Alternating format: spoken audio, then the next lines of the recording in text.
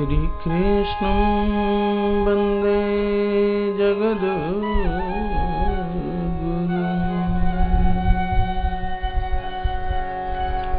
श्री राधा कृष्ण चरण कमलेभ्यो नमः। श्री जानकी नाथाय नमः। वाणी विनायको नमः। श्री शांब सदाशिवाय नमः। श्री गुरु चरण कमलेभ्यो नमः। श्री हनुमते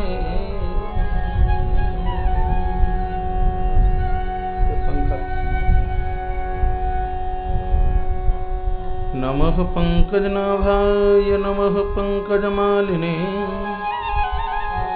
नमः। पंकजनेत्राय नमस्ते पंकजांघ्रि। नारायणं नमस्कृत्य नरं चैव नरोत्तमं देवीं सरस्वतीं व्यासं ततो जयमुदीरये। ध्यानमूलं गुरुर्मूर्ति पूजामूलं गुरुर्पदं मंत्रमूलं गुरुर्वाक्यं मोक्षमूलं गुरुर्कृपा। हरे कृष्ण कृष्ण कृष्ण हरे हरे, हरे राम राम राम हरे। असतो मा सद्गमयि तमसो मा ज्योतिर्गमयि मृत्युर्मामृतगमय। ओम शांति शांति शांति। आइए तालियों के साथ भगवद नाम उच्चारण।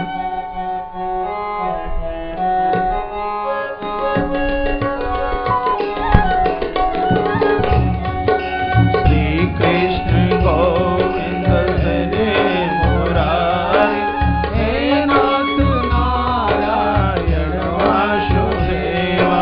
श्री कृष्ण गोविंद हरे मुरारी, हे नाथ नारायण वासुदेवा। श्री कृष्ण गोविंद हरे मुरारी, हे नाथ नारायण वासुदेवा।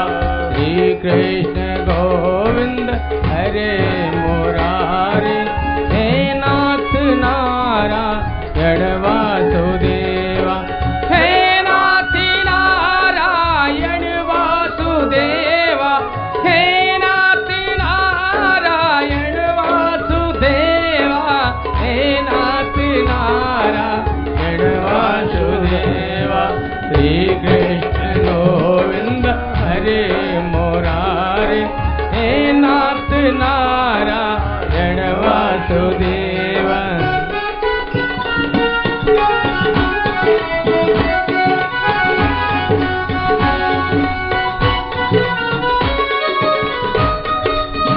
हेलो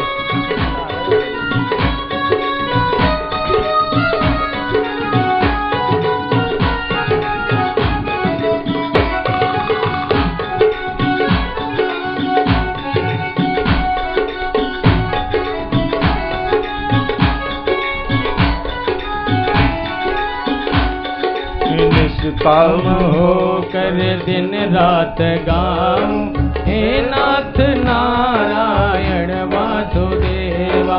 निष्काम होके दिन रात गाऊं, हे नाथ नारायण वासुदेवा। निष्काम होके दिन रात गाऊं, निष्काम होके दिन रात गाऊं, हे नाथ नारायण वासुदेवा। श्री कृष्ण गोविंद हरे मुरारी, हे नाथ नारायण वासुदेवा। श्री कृष्ण गोविंद हरे मुरारी, हे नाथ नारायण वासुदेवा। श्री कृष्ण गोविंद हरे मुरारी, हे नाथ नारायण वासुदेवा। श्री कृष्ण गोविंद हरे मुरारी, हे नाथ नारायण वासुदेवा।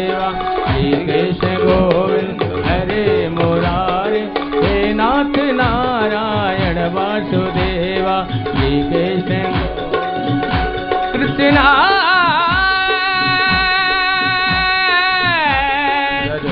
कृष्णा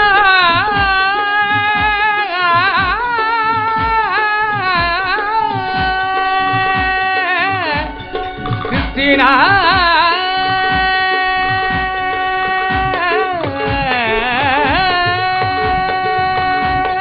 श्याम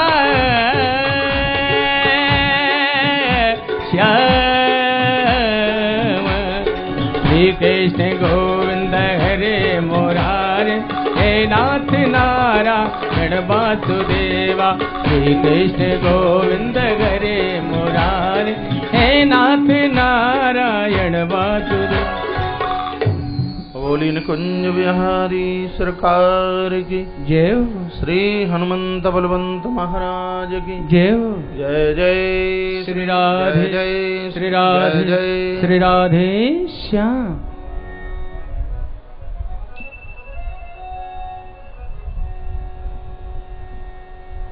परमाराध्य प्रातः स्मरणीय जगत नियंता जगत के परमाधार रसकों के परम रस आप्तकाम पूर्णकाम सर्वकाम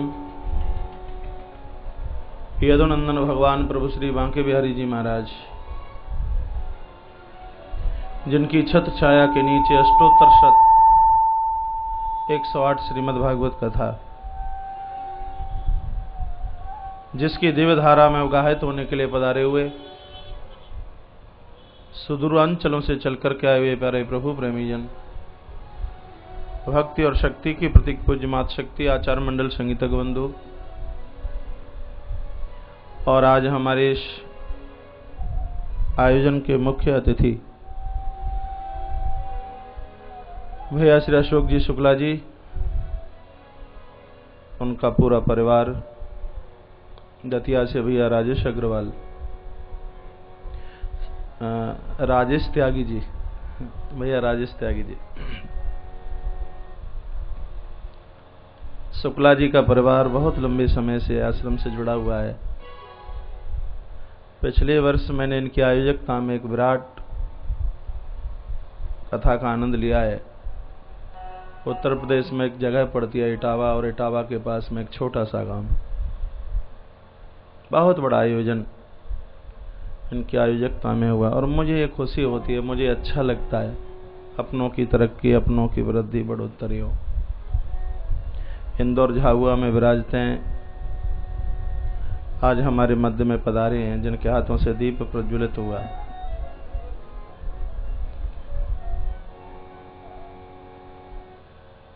आश्रम के लिए बहुत बड़ा सहयोग है उनका। इन्हीं के माध्यम से गौशाला के लिए एक ट्रैक्टर समर्पित किया गया है। पहले भी मैंने ये बोली है बात उज्जैन की कथा में से। पूरे परिवार का व्यासपीठ से बहुत आदर है बहुत मान है बहुत सम्मान। हल्की ताली आप भी बजा दीजिए कुछ में ऐसा थोड़ी लगता।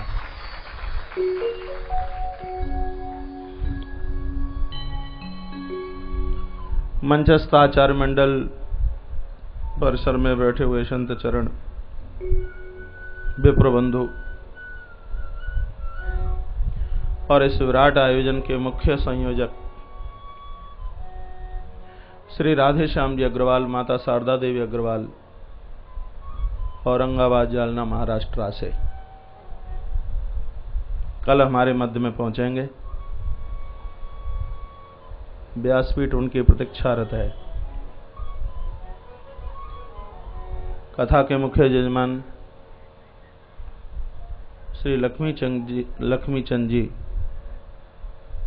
उनकी धर्म पत्नी माता श्रीमती सुरेश रानी नोएडा गाजियाबाद से और भी आयोजन से जुड़े हुए वो मेरे सभी अपने जन संस्कार चैनल से कथा का आनंद लेने वाले वो सभी प्रबुद्ध श्रोताजन कलकत्ता में बैठ करके मुझे सुन पा रहे हैं। भैया श्री लक्ष्मण दास जी अरोड़ा भूमि दान के विशेष सहयोग में उनकी बहुत बड़ी भूमिका है, जिन्होंने एक बहुत बड़ा सहयोग किया है और आज टेलीफोन पर मेरी उनसे बात भी हुई है। व्यासपीठ से उनका भी बहुत आदर है, मान है, सम्मान है। आप सभी के हृदय में नित्य विराजित होने वाले मैं अपने प्रभु परमात्मा के दर्शन करते हुए आपकी आस्था और भावना को एक बार नहीं करोड़ों करोड़ों बार प्रणम्य भाव से नमित होते हुए भगवान कृपा करे कि कभी हमें विदुर बना दे। विदुर वो हैं जो अपमान को भी सम्मान में समझता है। दुर्योधन के दरबार में इतना बड़ा अपमान हुआ, उसको भी भगवान का प्रसाद समझा। और कल मैंने निवेदन किया कि अपमान को सहन कर लोगे तो भगवान एक न एक दिन आ ही जाएगा, और भगवान आए। माता विदुरानी की देहली पर जिस परमात्मा ने छिलके खाए, बैठ करके रोए हैं, कहा मां आने में देरी हो गई। ठाकुर जी कहते हैं एक बार मेरा बन करके देख ले, दुनिया को तेरा ना बना दूं तब कहना। एक बार मेरे लिए रो करके देख ले, जगत तेरे लिए ना रो पड़ी तब कहना। एक बार मेरी तरफ कदम बढ़ा करके तो देख ले, स्वर्ग और वैकुंठ छोड़कर मैं तेरे सामने आके प्रकट ना हो जाऊं तो कहना। ये भगवान की आवाज। प्रभु ने बहुत बड़ी कृपा का वर्षण किया। भगवान कहते हैं काका मैं चलना चाहता हूं। तब महात्मा विदुर बहुत रोए हैं, कहा भगवान आज मुझे पता लगा है कि दुनिया में जिसका कोई नहीं होता उसके आप होते हो। इस अनाथ को आपने सनाथ कर दिया। मैं पुनः निवेदन इस बात के लिए करूंगा कि भगवान से महान कोई नहीं हुआ और ना कोई होने वाला है। बड़भागी हैं वो, भाग्यवान हैं वो लोग जिनको भगवान की कथा सुनने में, जप करने में, इनका नाम लेने में जिनको बहुत आनंद आता है। निश्चित रूप से वो भाग्यशाली। कल आपने गुरु पूर्णिमा महामहोत्सव मनाया है कि अब रोज अपने ऊपर भगवान के वचनों का गंगा जल छिड़किए, संस्कारों का आसन रोज बिछाइए, समर्पण की माला का जप नित्य कीजिए। तो 3 चीजें मैंने बताई हैं। यहां से आप घर पहुंच जाएं तब भी छोड़ना नहीं है। जप में ये 3 ही तो चीजें होती हैं, नहीं पता? एक तो आसन बिछाया जाता है, एक आचमन किया जाता है, और एक हाथ में माला लेकर के जप किया जाता है। संस्कारों का तो आसन बिछाना, श्रद्धा का आचमन करना और समर्पण की माला घुमाना। भगवान वृंदावन और अयोध्या में नहीं, भगवान आपके घर में वास करेगा। भगवान आपके घर में होगा। महात्मा विदुर के अंदर ये तीनों चीजें हैं। प्रभु ने विदाई ली है और विदुर ने उसी समय अपना घर छोड़ दिया। हरिद्वार आए पहले और हरिद्वार से श्री वृंदावन चल करके आ गए। इस धरती पर महात्मा श्री विदुर जी आए।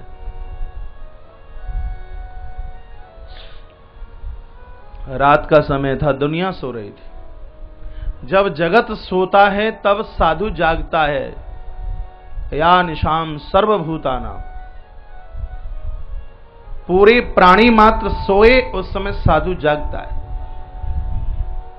और संसार के मंगल की कामना करता है। ध्यान रखना, भोगी को तो नींद नहीं आती संसार के लिए रात्रि में, और योगी को रात्रि में नींद नहीं आती संसार के कल्याण के लिए। दोनों में ही इतना अंतर है। साधु लोग पूरी पूरी रात जागते हैं और पूरी रात्रि जागते हैं, तो इसका मायना ये नहीं है कि वो दिन में सोते हों। परमार्थ के लिए उनके जीवन की नींद उड़ जाती है। कभी आप भी बैठ करके विचार कीजिए इन दीन दुखियारों के लिए, इन गरीबों के लिए, जहां आज अध्यात्म दरिद्रता के बादल इस दुनिया के ऊपर छाए हुए हैं। इतना भौतिकवादिता ने इस जगत को घेर रखा है, बस व्यक्ति भौतिकवादिता के साथ में उबड़ खाबड़ हो गया। एक बार विचार कीजिए, क्या इस अध्यात्मवाद की दरिद्रता को समाप्त करने के लिए क्या हम कोई संकल्प लेने के लिए तैयार हुए हैं क्या? महात्मा विदुर ने किसी रोते बिलखते को देखा, पास में पहुंचे और पूछा आप कौन है? कोई और नहीं, श्री उद्धव जी महाराज। आंख में आंसू की धार। आप रो क्यों रहे हैं? कब भगवान इस जगत को छोड़ करके चले गए। सुनते ही धड़ाम से श्री विदुर नीचे गिरे हैं। उद्धव ने खड़ा किया, कहा तुम तो बड़भागी हो, चलते समय भगवान ने तुम्हें याद किया और तुम्हारे लिए भागवत उपदेश का वर्णन किया, भागवत धर्म का वर्णन किया। ये भागवत धर्म क्या होता है? श्रीमद् भागवत 11वां स्कंध अध्याय नंबर 36 और श्लोक नंबर 2 में भागवत धर्म का वर्णन किया है। और ये श्लोक तो आप सबको कंठस्थ हो गए। दुकान से आए तो ये बोलिए, दुकान पर फैक्ट्री में जाएं, ऑफिस में जाएं तो ये बोलिए, रात को सोएं तो ये बोलिए, प्रातः आप जागें तो ये बोलिए। पूरे 18,000 श्लोकों का निचोड़ भगवान वेदव्यास जी ने एक श्लोक में भर दिया है। ये तो आप सबको कंठस्थ हो गए। श्रीमद् भागवत 11वां स्कंध अध्याय नंबर 2 श्लोक नंबर 36 कौन सा है? कायेन वाचा मनसेन्द्रियर्वा बुद्ध्यात्मना वा अनुसृत स्वभावात् करोति यद्यत् सकलं परस्मै नारायणायति समर्पयेत्। मन वचन और कर्म से भगवान के चरणों में शरणापन्न हो जाइए। मन वचन और कर्म से। रात्रि को सोएं तो ये बोलें, भगवान मैंने जो कुछ किया है वो आपकी प्रसन्नता के लिए। प्रातः जागें तो कहें कि भगवान मैंने जो किया है आपकी प्रसन्नता के लिए। ये जीवन का सर्वोच्च भागवत धर्म है। ध्यान एकाग्रचित कीजिए। उद्धव जी महाराज कहते हैं विदुर जी को कि तुम बड़भागी हो, भगवान ने तुम्हारे लिए भागवत धर्म का वर्णन किया। भागवत धर्म का अर्थ होता है भगवान का हो जाना, इसको भागवत धर्म कहते हैं। भगवान के हम कैसे हो सकते हैं? ये उद्धव जी महाराज बोलते हैं कि प्रभु ने आपके लिए कहा। फिर सुना दीजिए। कहा मैत्री मुनि के पास श्री हरिद्वार पहुंचे, उनके पास में तुम्हारा ज्ञान सुरक्षित है। महात्मा मैत्रेय से मुलाकात हुई है, चरणों में वंदन प्रणाम किया है। श्रोता के रूप में विदुर और वक्ता के रूप में महात्मा मैत्रेय। मैत्रेय का अर्थ होता है मा माने माया, त्रय माने तीनों कालों में। जिन लोगों ने तीनों कालों में माया को जीत रखा है उन्हें मैत्रेय कहते हैं। ऐसे मैत्रेय जी के चरणों में बैठ करके प्रश्न किया कि सृष्टि की रचना कैसे हुई, ये दुनिया कैसे बनी। का क्षीर सागर में नारायण, उनकी नाभि से कमल और कमल से चतुर्मुखी ब्रह्मा का आविर्भाव हुआ। ब्रह्मा ने अपने शरीर को 2 भागों में बांटा। एक भाग से स्त्री बनाकर तैयार की तो दूसरे भाग से पुरुष। लोग कहते हैं कि धरती पर पहले स्त्री आई कि पुरुष। भागवत कहती है दोनों एक संग चल करके आए। विधाता ब्रह्मा ने जब अपने आप को 2 भागों में बांटा तो एक से स्त्री और एक से पुरुष बन के तैयार हुआ। जो स्त्री है उसका नाम है माता सतरूपा। ध्यान से सुनिए, ये मेरी और आपकी सबकी दादी की दादी की दादी की दादी है। ये धरती पर सबसे पहले कोई मां आई, उसका नाम है माता सतरूपा। और इस धरती पर सबसे पहले कोई पुरुष चल करके आया, उनका नाम है श्री मनु जी महाराज। इसलिए तो हम और आप सब मनुष्य कहलाने के अधिकारी हैं। चाहे कोई मुस्लिम हो, चाहे कोई क्रिश्चियन हो और चाहे कोई हो हिंदू, हमारे और इन सबके किसी पुरखे का नाम है, पूर्वज का नाम है, तो उनका नाम है श्री मनु जी महाराज। आज जाति परंपरा ने देश को खोखला, देश को खत्म कर दिया। जो मैं ये बात बोल रहा हूं, यदि इसका इंग्लिश ट्रांसलेट करके पूरी दुनिया में बंटवा दिया जाए तो ये वही मनुष्यता खत्म हो जाएगी कि मुसलमान का भी पुरखा वही है तो हिंदू का भी पूर्वज महाराज वही है, जिनको हमने श्री मनु जी महाराज के नाम से जाना। और आप विश्वास ना कर पाए तो मानस के बालकांड की एक चौपाई पड़ी है, जहां नर सृष्टि का आरंभ ही श्री मनु जी महाराज से आरंभित होता है। सभी मेरे साथ गुनगुनाएंगे। स्वायंभो मनो अरु सतरूपा, स्वायंभो मनो अरु सतरूपा, जिनके भई नर सृष्टि अनूपा, जिनसे भई नर सृष्टि अनूपा, स्वायंभो मनो अरु सतरूपा, स्वयंभू मनु अरु सतरूपा, स्वयंभू मनु अरु सतरूपा। अरु शतरूपा स्वायंभू मनो अरु शतरूपा स्वायंभू मनो अरु शतरूपा स्वायंभू मनो अरु शतरूपा स्वायंभू मनो अरु शतरूपा स्वायंभू मनो अरु शतरूपा। जिनसे भई नर सृष्टि अनूपा, नर सृष्टि का तो आरंभ इन्हीं दोनों दंपत्ति के द्वारा हुआ है। विधाता ब्रह्मा के सामने दोनों हाथ जोड़ करके खड़े हो गए। कहा हमारे लिए आज्ञा, हमारे लिए अनुमति। कहा अब आप सृष्टि का आरंभ कीजिए। कहा पिताजी आपके अंदर इतनी ताकत है कि आप मानसिक सृष्टि की रचना कर सकते हैं, लेकिन हमें सृष्टि की रचना के लिए हमें पृथ्वी की आवश्यकता है और धरती है नहीं। परीक्षित जी महाराज ने पूछा कि धरती कहां चली गई? का हिरण्याक्ष नाम का निशाचर धरती का हरण करके लेके चला गया। हिरण्याक्ष कौन है? हिरण्य अक्ष, हिरण्य कहते हैं संपत्ति को, अक्ष कहते हैं आंख को।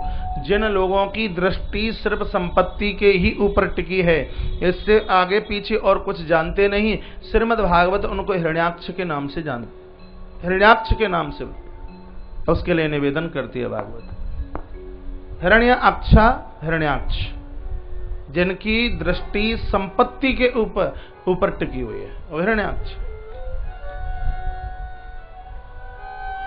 पैसा बहुत कुछ हो सकता है, पैसे के बिना कोई काम नहीं चलता, लेकिन भागवत कहती है कि पैसा सब कुछ नहीं हो सकता। पैसे के द्वारा आप औषधि खरीद सकते हो, पैसे के द्वारा आप आयु नहीं खरीद सकते, पैसे के द्वारा आप ग्रंथ खरीद सकते हो, पैसे के द्वारा आप भगवान को नहीं खरीद सकते, पैसे के द्वारा आप आभूषण खरीद सकते हो, लेकिन पैसे के द्वारा आप सुंदरता नहीं खरीद सकते। संपत्ति से भी पहले हमारी दृष्टि सन्मति के ऊपर हो, सुंदर विचारों के ऊपर हो, पवित्र आचरण के ऊपर हो। पैसा तो उनके पास बहुत होता है, क्या व्यासपीठ से मैं उनका नाम लूं। संपत्ति से पहले सन्मति, जिनकी दृष्टि संपत्ति के ऊपर है, पुराणाकार वर्णन करना चाहते हैं कि वही तो हिरण्याक्ष है। ये धरती का हरण करके लेके चला गया, पृथ्वी का हरण करके लेके चला गया, और मानवीय सृष्टि के लिए धरती की आवश्यकता है। आप हमें धरती ला करके दीजिए। विधाता ब्रह्मा सोच ही रहे थे, इतने में उनको छींक आई तो नासिका में से एक कीड़ा बाहर निकल करके आया, और देखते ही देखते उसने एक विशाल काय रूप धारण कर लिया, और इन्हीं का नाम हुआ, बोलिए वराहदेव भगवान की जय हो। भगवान वराह सुकर बपू, वराह रूप से भगवान प्रकट हुए। आपके यूपी में ये पावन स्थान एटा के पास में, कासगंज के पास में, जिसको हम सोरों के नाम से जानते हैं, पुरखों के पितरों के तारण की एक बहुत सुंदर जगह। कभी इधर अवध अयोध्या की तरफ आप जाएं तो इस स्थान का दर्शन कीजिए। गोस्वामी तुलसीदास जी महाराज ने इसी जगह अपने गुरुजी नरहरियानंद जी महाराज के चरणों में, नरहरिदास जी महाराज के चरणों में बैठकर राम कथा का आनंद लिया। यहां भगवान का अवतार हुआ। भगवान के रोम जहां टूट टूट करके नीचे गिरे, उसी में से कुसा बन करके तैयार हो गई। वराह पुराण में कुसा के बड़े महत्व का वर्णन किया है। घर में कोई हमारा पुरखा, कोई वृद्ध शरीर छोड़ने वाला है और प्राण निकलने में बड़ा कष्ट है, बड़ी दिक्कत से हो रही है, आप रातों रात सोइए मत। हमारे किसी वृद्ध के प्राण बिस्तरे पर ना निकल जाएं, नीचे कुसा बिछानी है और उसके ऊपर उन्हें ले लेना है। कुसा के बिना प्राण निकलते हैं, जीवधारी को कष्ट होता है। ऐसा ग्रंथ के अंतर्गत लिखा, पूर्वजों को तर्पण नहीं लगता, पिंडदान नहीं लगता, श्राद्ध नहीं लगता बिना कुसा के। एक कुसा मीन्स, ये आप समझ पा रहे हैं, देसी भाषा में जिसको डाब भी बोलता है। कुसा के बिना सत्कर्म नहीं होता। यज्ञ में कुसा चलती है। जजमान लोग जब पूजा करते हैं तो कुसा की अंगूठी बना करके वो उंगली में डाल देता है। कुसा इतनी पावन है, इतनी पवित्र है। वराह भगवान से इसकी प्राकट्यता हुई। बोले वराह भगवान की जय हो। भगवान वराहदेव प्रकट हुए। कहां से प्रकट हुए हैं? ये विधाता ब्रह्मा की नासिका से। ब्रह्मा जी को छींका ही तो भगवान प्रकट हो गए, और हम और आप दिन में 50 बार छींकते हैं, भगवान कभी प्रकट नहीं होता। हमारी नाक से तो आज तक वो प्रकट नहीं हुआ, और हमारी नाक से जो प्रकट होता है वो देखने के लायक भी नहीं होता है। ब्रह्मा को छींक आई तो नासिका से भगवान, और हमें छींक आवे तो नासिका से वो निकले सो देखने के लायक भी ना हुए। भगवान ब्रह्मा की नाक से क्यों प्रकट हुए? इसलिए क्योंकि भगवान धरती का पता लगाने के लिए आए। धरती का एक गुण है गंध, जैसे आकाश का गुण है शब्द, वायु का गुण है स्पर्श। जब हवा चलती है ना तो आपके रोमों में कुछ स्पर्श सा होता है। वायु का गुण क्या है? स्पर्श। अग्नि का गुण क्या है? तेज। और जल का गुण क्या है? रस। ये तो सब चीजें याद करने के लायक हैं। जल का गुण क्या है? रस। उसी प्रकार से पृथ्वी का गुण है गंध। और आपको कहीं से गंध लेनी हो, जैसे मैंने ये फूल लिया और मुझे इस पुष्प में से खुशबू लेनी हो, तो इसको कान से थोड़ी ही लगाया जाएगा, इसको ठोड़ी से थोड़ी ही लगाया जाएगा, इसको पेट से थोड़ी ही लगाया जाएगा। इस फूल में से यदि खुशबू लेनी है तो लोग उसको नासिका से लगाते हैं, इसकी गंध को लेने के लिए। तो धरती का भी गुण क्या है? गंध। और गंध का पता भगवान लगाने के लिए आए हैं, तो गंध का पता तो नासिका से ही लगता है। इसलिए भगवान ब्रह्मा की नाक से प्रकट हो गए, नासिका से प्रकट हुए। ध्येयं सदा प्रणविष्टदोहं तीर्थास्पदं शिवरञ्चनुतं शरण्यं व्रत्यार्त्यहं प्रणतबाल भवाब्धि बोधं वंदे महापुरुषते चरणारविंदम। ऐसे भगवान को हम और आप सब चरणों में वंदन प्रणाम करते हैं। भगवान प्रकट होते ही रसातल के लिए चल पड़े, और धरती को लेके भगवान आने लगे। हिरण्याक्ष वहां था नहीं। देवर्षि नारद ने सोचा कि जिस पापी को मारने के लिए भगवान का अवतार हुआ और वो तो मरा ही नहीं, तो समाचार देने के लिए देवर्षि नारद जा रहे हैं। उस जमाने में नारद जैसा और बड़ा डांकिया कोई नहीं दूसरा। पूरा सूचना प्रसारण मंत्रालय बाबा नारद के पास। कंधे पर अपनी बेड़ा रखी और चल पड़े। सामने से हिरण्याक्ष आ रहा है। हिरण्याक्ष को लगा बहुत दिन हो गए किसी से युद्ध हुआ नहीं, बाजुओं में खुजली पड़ी है।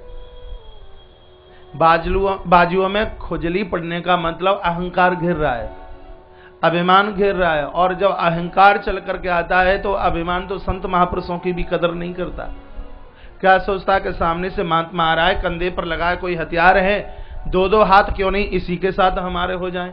सो कहा बाबा रुक जाइए, मैं आपके साथ युद्ध करना चाहता हूं। देवर्षि नारद डरते डरते पास में पहुंचे और कहा मेरी और तेरी तो कोई बराबरी नहीं है, और देख मैं तुझे एक ऐसा पहलवान बताई देता हूं जिसके साथ युद्ध करने से फिर बाजुओं में कभी खुजली ही नहीं पड़ेगी।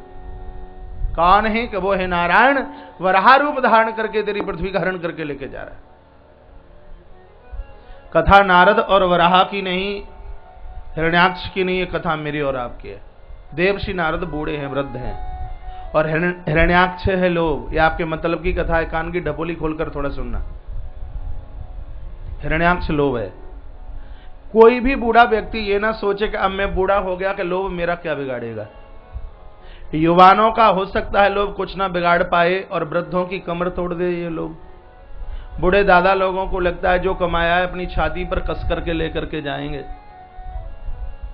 ऐसा कभी कभी आवाज होता है। लेकिन यहां तो परिसर में जितने भी वृद्ध दादा लोग बैठे हैं वो सब उदार हैं, इनमें तो कोई लोभी हो ही नहीं सकता। स्वयं के लिए हम लोभ करें, दूसरों के लिए उदारता, परमार्थ के लिए हमारे और आपके हृदय में उदारता होनी चाहिए। जब जब जीवन में लोभ आए तो जैसे देवर्षि नारद ने भगवान वराह को याद किया, हम और आप भी परमात्मा को याद कर लें। कैसे याद करें? हमारे पास कुछ भी नहीं था, जो है वो सब भगवान ने दिया है। आप मानना या मत मानना, मेरे और आपके पास में जो है किसी के आशीर्वाद से है, वो किसी ने दिया है। ये हमारी मेहनत का मेहताना नहीं, ये परमात्मा की कृपा है। ठाकुर जी की कृपा के द्वारा ये हमें मिला है। ये लोभ आपको कभी छू नहीं पाएगा, नहीं तो लोभी की बड़ी दुर्गति होती है। लोभी की पहचान क्या है? आप कहें कि हिरण्याक्ष को आपने लोभी कैसे घोषित कर दिया? इसलिए कर दिया क्योंकि संपत्ति को नीचे लेके गया है, और लोभी व्यक्ति भी दौलत को नीचे ही छिपाता है, जमीन में गाड़ता है। अब तो खैर बैंक लॉकरों की व्यवस्था हो गई, पुराने दादा लोग बैठे, उनको पता है, पहले जमीन में पैसा गाड़ करके रखा करते थे। सोना चांदी जमीन में ये गाड़ करके रखा करते थे, मालूम है। व्यासपीठ से निवेदन ये करूंगा, जिन्होंने नीचे गाड़ करके रखा है, जमा करके रखा है, ऐसे व्यक्ति को बार बार मरना पड़ता है और बार बार जन्म लेना पड़ता है। जिसकी संपत्ति सर्वजनित सुखाय, सबके कल्याण के लिए है, उसको बार बार मरने और बार बार जन्मने की आवश्यकता नहीं पड़ती, उसका कल्याण एक ही बार में हो जाता है। बात समझ में ना आ रही हो तो साधारण भाषा में समझ लीजिए। आलू के वृक्ष को देखा है आपने, पेड़ आलू का, जो कि अपना फल जमीन में छिपाता है। गाजर का पेड़ देखिए, उसका भी फल जमीन में होता है। मूली, सलगम देखिए आप, मूंगफली देखिए, इन फलों ने, इन वृक्षों ने अपने फल जमीन में छिपाए। आप आम, अनार, नाशपाती और केले को देखिए, इनके फल ऊपर हैं, सब देख रहे हैं। दोनों का अंतर देखिए। अब आप, जिन वृक्षों ने अपने फल जमीन में छिपाए, ऐसे वृक्षों को हर साल लगाना पड़ता है और हर साल उखाड़ना पड़ता है, समझ रहे हैं। लेकिन जिन वृक्षों के फल ऊपर हैं, सार्वजनित हैं, ऐसे वृक्षों को बार बार नहीं लगाना पड़ता, उनको तो एक ही बार लगा करके छुट्टी हो जाती है। निवेदन, लोभ की स्थिति में हम पैसा छिपाएंगे तो आलू, गाजर और सलगम की तरह हर साल जन्मना पड़ेगा, हर साल मरना पड़ेगा। आम, अनार की तरह अपना फल सार्वजनिक घोषित कर दोगे तो बार बार जन्म लेने की और बार बार मरने की कोई आवश्यकता नहीं पड़ेगी। बड़े मुस्कुरा रहे हो आप, तो इसका मतलब है कि बात समझ में आ गई है। अब उदाहरण तो वो हो, प्रैक्टिकल वो हो जो बात समझ में आवे। तो आलू का पेड़ नहीं बनना, ठीक है, गाजर का भी नहीं बनना, आम, अनार, नाशपाती का। हमारे पास जो है सार्वजनिक है, सबके लिए है, परमार्थ के लिए है। जरूरत से ज्यादा संग्रह करना नहीं है, आज दोगे कल मिलेगा।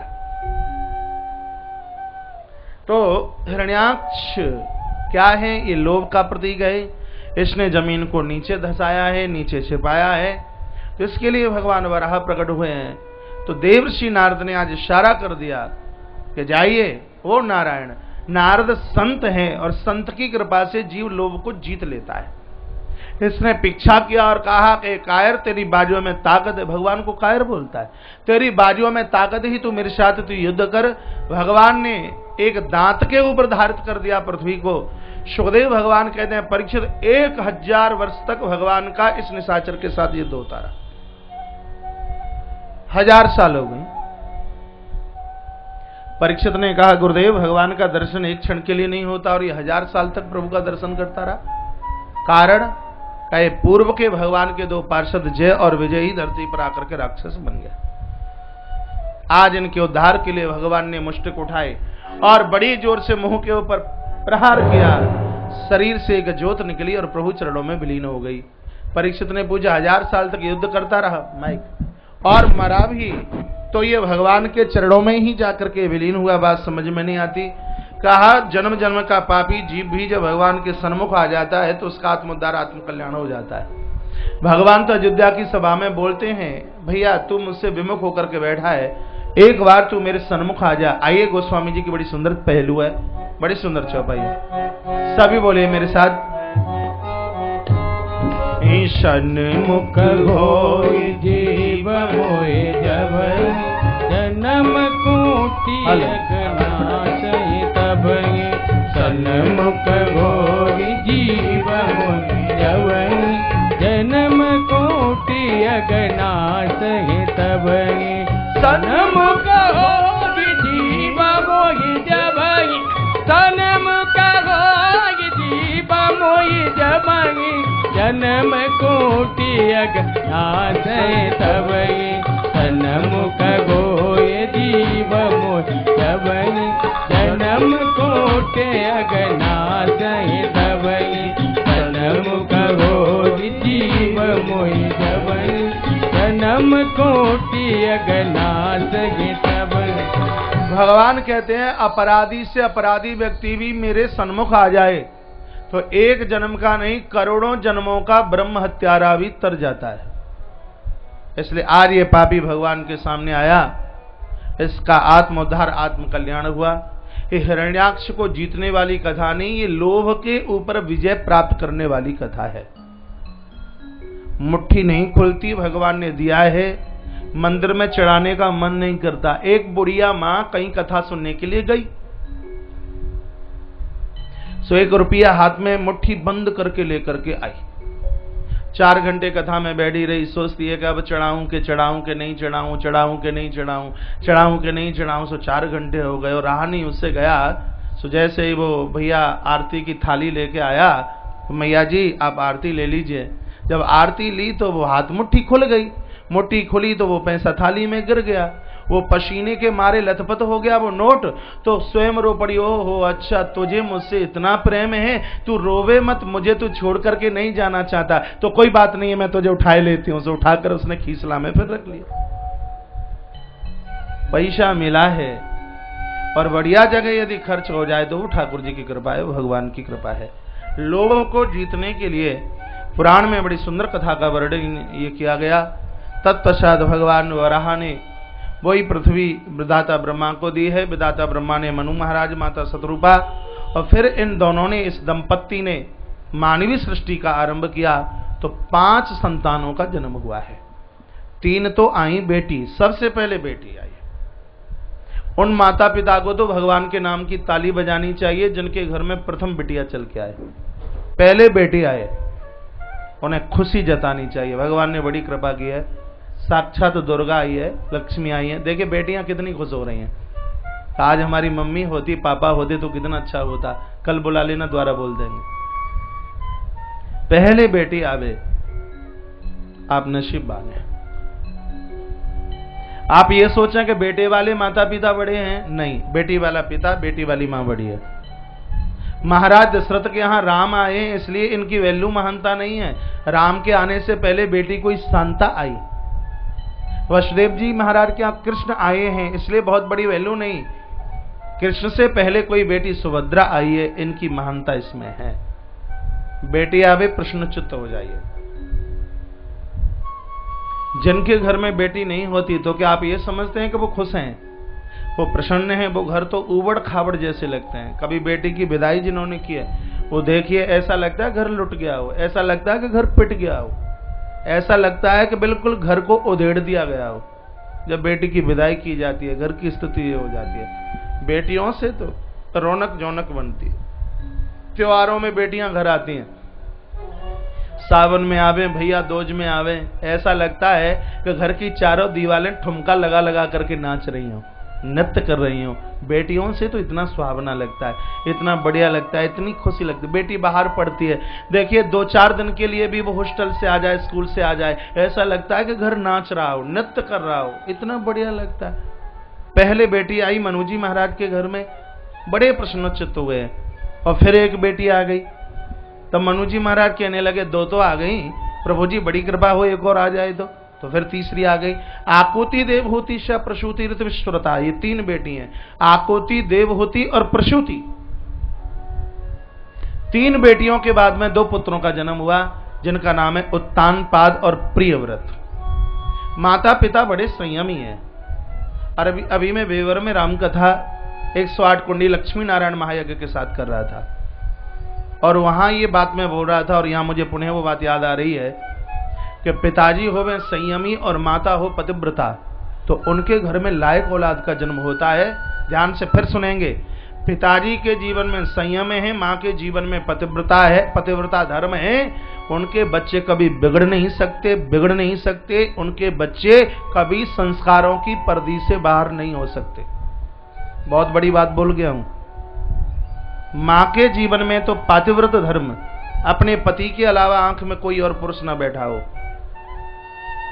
और पिता के जीवन में संयम, तो उनके घर में वो होनहार औलाद चल करके आती है। भगवान भी ऐसी संतान की ताली बजा बजा करके मान सम्मान करे। और मैं बता ही देता हूं, पुराणों में कथा आती है, जब प्रभु राम का वनवास हुआ तो लक्ष्मण और जानकी साथ में, तो एक दिन प्रभु राम ने लक्ष्मण की परीक्षा लेनी चाहिए कि मैं लक्ष्मण की थोड़ी परीक्षा तो लूं। सो प्रभु राम बोले, लखन मैं थोड़ा सा बाहर जा रहा हूं, तुम थोड़ा जानकी का देखभाल रखना, जानकी की ठीक से देखभाल रखना। लखनलाल बोले कि कोई बात नहीं है। सो प्रभु राम चले गए और शीघ्र ही भगवान राम ने एक तोते का रूप बना लिया, शुक रूप बनाया, और उसी वृक्ष के ऊपर आकर के बैठ गए जिस वृक्ष के नीचे लखन और जानकी दोनों बैठे। और वो तोता क्या बोला? तोते ने कहा, अरे लखन, फलम दृष्ट्वा पुष्पम दृष्ट्वा, यानी अकेले में पका हुआ फल देखा जाए, अकेले में खिलता हुआ पुष्प देखा जाए, और अकेले में किसी युवान नारी को देखा जाए, तो दुनिया में ऐसा कौन है जिसका मन चंचलायमान ना हो? ये तोते ने कहा। तोता क्या था? प्रभु राम जी थे। लखन की परीक्षा के लिए वो सुखरूप बनकर के वो डाली पर बैठे हैं कि पके फल को देखकर, सुंदर पुष्प को देखकर, युवान नारी को देखकर, अकेले में ऐसा कौन है वो दुनिया का कि जिसका मन चंचलायमान न हो? क्योंकि माता जानकी और लखन दोनों अकेले में ही तो है, वहां और है कौन? तो लखन लाल ने क्या सुंदर जवाब दिया। जो अभी मैं बोल गया वो लखन का ही जवाब है। हम व्यासपीठ से बिना प्रमाणित कोई बात ही नहीं करते। तो लखन लाल ने क्या जवाब दिया? अरे सुख सुनिए, जिसके पिता हो संयमी और जिसकी मां हो पतिव्रता, उन दोनों के माध्यम से जन्म लेने वाली संतान कभी आचरणहीन नहीं हो सकती, वो संतान कभी फिसल नहीं सकती, वो संतान कभी दुराचारी नहीं हो सकती। इतना कहा कि उस सुखमय से भगवान राम प्रकट हो गए। कहा, लखन जय हो भाई, तुम्हारी जय हो, तुम्हारी जय हो, लक्ष्मण तुम्हारी जय हो। आकाश से दुंदुभियां और फूलों की वृष्टि जय जयकार होने लगे। इस बात को दुनिया सुन ले तो कोई बिगड़ेगा इस जगत में? जरूरत है, इसकी आवश्यकता है। हम भोगों के कीड़ा बन करके नहीं, हम योग की चट्टान बन करके जिए, हम योग का हिमालय बन करके जिए। तो ये माता पिता बहुत भारी संयमी है, इसलिए कितनी बढ़िया संतान का जन्म हुआ है। बच्चे संस्कारों से विपरीत हैं, बच्चों को दोष मत दीजिए। पति पत्नी आपस में बैठें और बात करें कि गलतियां हमसे तो नहीं हुई हैं, त्रुटियां हमसे तो नहीं हुई हैं। अपने आप को पहचानिए, अपने आप को टटोलिए। आकोति देव होती प्रसूति ऋतु श्रुता। 3 बेटी और 2 बेटे, उत्तानपाद और प्रियव्रत, 5 संतानों को जन्म देने वाले मनुजी महाराज माता शत्रुपा। बच्चे बड़े हुए, माता आकुति का विवाह किया गया रुचि प्रजापति के साथ। साक्षात यज्ञ नारायण भगवान प्रकट हुए। माता देवहूति का विवाह महात्मा करदम के साथ किया गया है। महात्मा करदम, जिसने अपनी इंद्रियों का निग्रह किया हो उसको करदम कहते हैं। करदम महात्मा की बड़ी सुंदर कथा श्रीमद् भागवत में है। करदम ऋषि के साथ मां देवहूति का विवाह किया गया। शर्त ये थी कि घर में जिसमें एक बच्चे का जन्म हो जाएगा, फिर मैं घर में नहीं, फिर मैं वन में वास करूंगा। कथा आपके लिए है, एक बच्चे का जन्म हो जाए, परिवार की जिम्मेवारियों से आपको छुट्टी मिल गई है, तो फिर आप घर में कम रहिए, फिर तीर्थों में वास कीजिए। जो 50 के अभी नीचे के हैं वो 10.5 महीने घर में रहें, 45 दिन तीर्थों में भ्रमण करें। पिकनिक बनाकर नहीं, भगवान का धाम समझकर, प्रभु का तीर्थ समझकर। हेलो। और जो 50-60 के ऊपर लांग चुके हैं वो लोग तो 10.5 महीने तीर्थों में रहे। घर की याद आती है तो उनके लिए 45 दिन दिए गए हैं। 1.5 महीना घर में, 10.5 महीने बाहर। अब घर की जिम्मेवारियां पूरी हो गई तो अब कोलू का बैल बन करके नहीं जीना। कोलू का बैल जानते हैं? बूढ़े दादा लोगों को पता होगा। इनको यूं ऐसे चलाया जाता, जब ये नहीं चलता तो थोड़ी खली उसके मुंह में डाल देते, फिर वो इंतजार करता कि चक्कर लगाता रहूंगा तो खली खाने को मिलेगी। तो खली के चक्कर में वो पूरे दिन चक्कर लगाता रहता कोलू का बैल। यही स्थिति आज इंसान की है। माता इतनी होशियार हैं, प्रातः श्रीमान जगते हैं तो थोड़ा चाय के रूप में इनके मुंह में एक खली डाल देते हैं। नहा धो के तैयार हो जाता है तो 2 पराठे के रूप में खली मुंह में डाल दी जाती है। ऑफिस जाता है तो थोड़ा टिफिन में 4 रोटियां पराठे खली के रूप में रख दी जाती है, 1-2 बजे खा लेना। शाम को आता है, हाथ पांव मुंह धोता है तो माताएं थाली में खली परोस करके थोड़ा मुंह में डाल देती हैं। तो खली के चक्कर में कोलू का बैल बन करके महाराज जीता रहता है। आया था हरि भजन को ओटन लगू के पास, भगवान का भजन करने के लिए आया। कृष्ण ने गीता में कहा कि देह तो महाराज वो कर्म क्षेत्र है जिसमें जैसा बीजारोपण करोगे फसल वो ही काट लोगे, और बबूल का बीज डालकर कोई आम के फल खाना चाहे तो ये तो संभव नहीं है। संसार के भोग और विलासता के लिए मानव दे ही नहीं, नाम देहो दे भाजाम लोके कष्टान कामा न रहते बिंग मुझाए। इस सांसारिक कामना और भोग विलासता को पूर्ण करने के लिए नहीं, महाराज इस देह से ईश्वरीय भगवत भक्ति प्राप्ति होवे, इस शरीर इसलिए मिला है। आइए गोस्वामी जी का उत्तरकांड। साधन धाम मोक्ष कर द्वारा, साधन धाम मोक्ष कर द्वारा, पागे न दे पर लोक सवारा।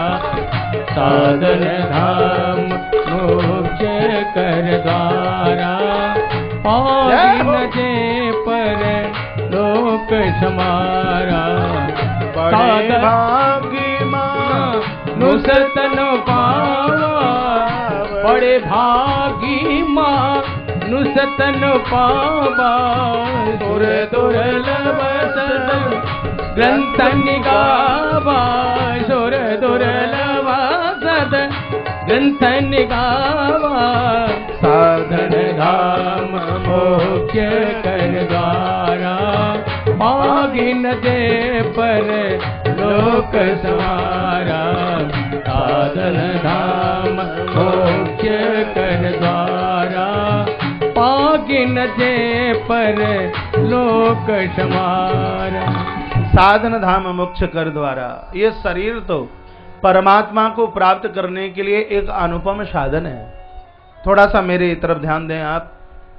मानवीय जीवन प्राप्त करके जो 2 हाथ सत्कर्म नहीं करते तो अगले जन्म में दोनों हाथों का ऑपरेशन करके यहां 2 टांगें और जोड़ दी जाती हैं, तो फिर व्यक्ति मनुष्य से क्या बनेगा?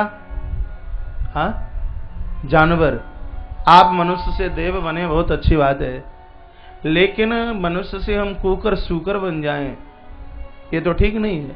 जो कानों से कथा नहीं सुनते, इस 16 आना कन्फर्म है कि अगले जन्म में उसको सांप बनना ही पड़ेगा। भक्तों ने भगवान को पूछा कि सबको तुमने 2-2 कान दिए, तो इस बेचारे सांप को कम से कम 1 कान तो दे देते। तो भगवान बोले कि पहले जन्म में इसको मनुष्य बनाया, 2 कान मिले, कभी कथा नहीं सुनी, तो मैंने सोचा कि गलती द्वारा से क्यों दोहराई जाए। और भगवान कहते हैं कि जो प्रभु के चरित्र मेरे चरित्र नहीं सुनते तो उनको अगले जन्म में सर्प बनना ये बिल्कुल कन्फर्म है। इसलिए जिह्वा से भगवत नाम उच्चारण, कानों से भगवान की कथा और हाथों से सत्कर्म करते रहिए। समय ना होवे तो भी समय आप निकालते रहिए। बोली बांके बिहारी लाल की जय हो, श्री हनुमंत बलवंत महाराज की जय हो। वहीं प्रसंग में वहीं लौट करके आ जाइए। करदम महात्मा ने कहा कि 1 पुत्र का जन्म हो जाएगा तो मैं घर छोड़ करके चला जाऊंगा, तुम्हारी बेटी को यदि ये पसंद हो तो पूछ लीजिए। माता देवहूति ने हाथ जोड़ करके कहा कि ये मेरा बहुत बड़ा तप होगा कि पति के रूप में आप हमें मिले।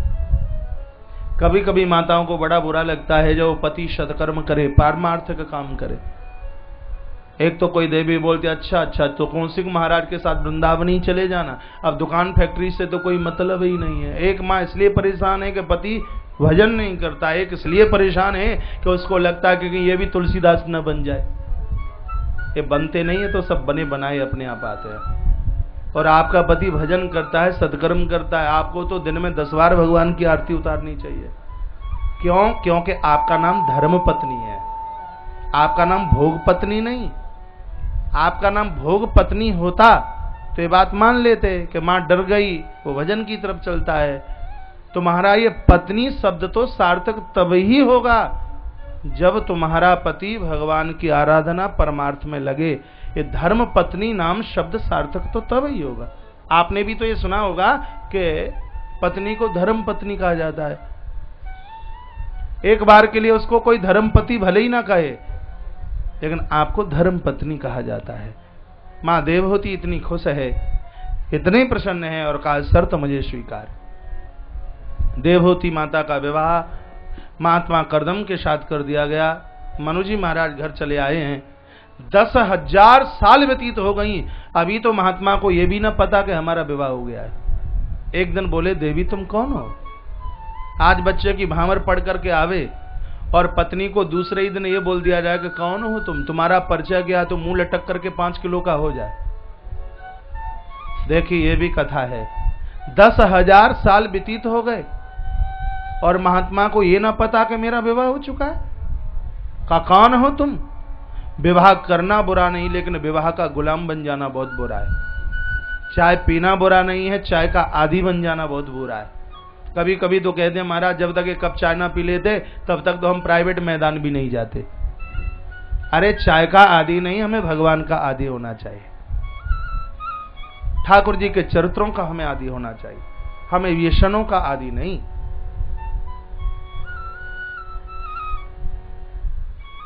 प्रभु आपने तो बहुत बड़ी कृपा की है। 10,000 साल पहले मेरी भांवर आपके साथ पड़ी थी। महात्मा कर्दम पूछते हैं कौन हो तुम?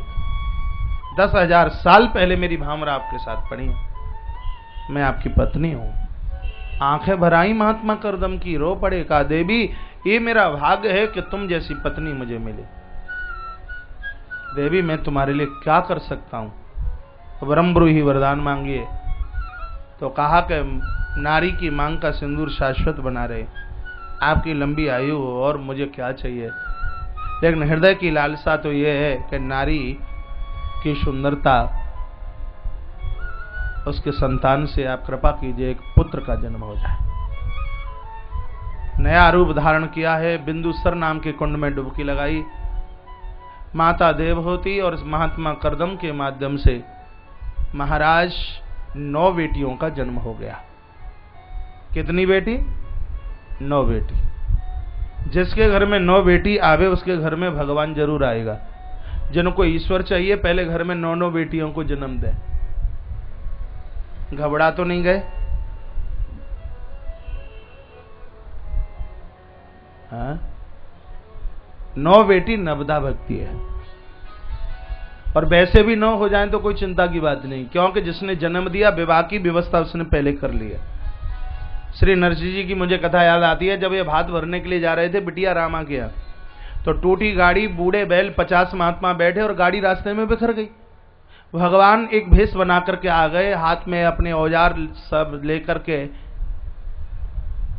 और प्रभु आगे सामने प्रकट हो गए और गाड़ी को ठीक ठाक से कर दिया और भगवान चले गए। गाड़ी आगे चली। महात्माओं ने पूछा, अरे भैया जेब में अदेली है नहीं और भात भरने के लिए जा रहा है, तन पर नहीं लत्ता चल पड़े कलकत्ता, है बहुत बड़ी बदनामी हो जाएगी। तो कहा अभी भी तुम्हारी आंखें नहीं खुली। आधी रात्रि को ना यहाँ कोई गांव ना यहाँ कोई शहर कस्बा, जो आधी रात्रि को मेरी टूटी गाड़ी बना सकता है, तो क्या वो संवरिया मेरी बेटी का भात नहीं भर सकता? जिसने गाड़ी बनाई वो भात भी भरेगा। ठाकुर के चरणों में इतना बड़ा विश्वास हो गया। और भगवान जब संवरिया बने, ऐसा तो भतई ना तो इनसे पहले कभी बना कोई और ना कभी कोई आगे बनने वाला है। भक्ति में ऐसा विश्वास हो गया। बेटी आवे तो झुलसिए मत, मुंह मत लटकाइए। इसके जन्म से पहले ही भगवान ने इसकी व्यवस्था विवाह की पहले से कर रखी है। आप डरिए मत, घबराइए मत। 9 बेटी। अध्यात्म भाषा में देखा जाए तो 9 बेटी नवदा भक्ति है। श्रवणम कीर्तनम विष्णु स्मरणम पाद सेवनम अर्चनम वंदनम दास्य शक्य आत्मनिवेदनम। ये 9 प्रकार की भक्ति है। जो आप बैठ करके सुन रहे हैं प्रथम भक्ति है। संतों का संग करते हैं ये भी भक्ति है। यहाँ सुनकर घर जाकर के पूरी कथा सुना दोगे तो ये भी भक्ति है। बीच बीच में आप कीर्तन करते हो तो ये भी भक्ति है। भगवान के मंदिर में दर्शन करते हो ये भी भक्ति है। भगवान का चरणों तक लेते हो ये भी भक्ति है। और भगवान के साथ आपने कोई न कोई संबंध बना लिया है, ये भी जीवन की कोई भक्ति है।